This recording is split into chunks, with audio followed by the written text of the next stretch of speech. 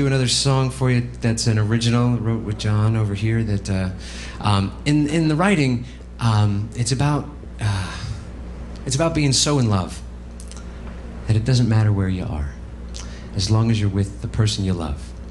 And in writing this song, I was always channeling my grandparents. I don't think I've ever known anyone who was more in love than they were. And you have to understand that all this music comes to me because of my grandparents and what they engaged in as a traditional practice, while my mom, who is right here,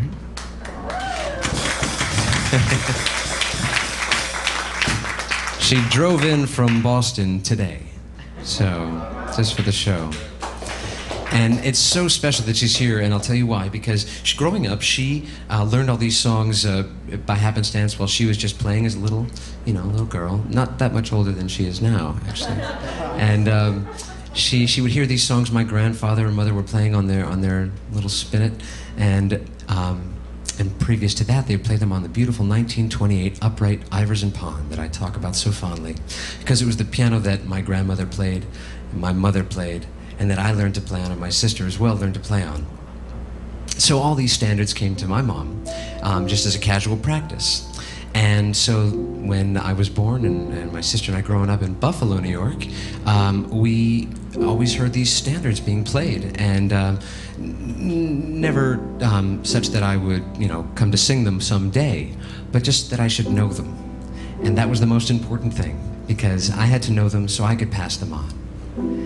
And I came here to New York after school and worked as an actor, and all of a sudden all these melodies kept coming to the surface of my mind, and that had not been given the appropriate attention. Hence the journey began for me, and I had to call her up and say, "Mom, these tunes have lyrics?" And she said, "Lyrics? I don't even know who wrote them." It was really about the feel, the essence of the songs being passed on, that great writing, and how it makes you feel when you hear Tommy Dorsey playing a tune and young Sinatra singing that melody, and how it makes you feel, and being able to pass that along. And she gave that to me, and I'm forever grateful. And with every song I sing, I'm always thinking of my mother, and then my grandfather and grandmother who gave that gift to her that she gave to me. And so, with that, I'll give you a love song called Take Me.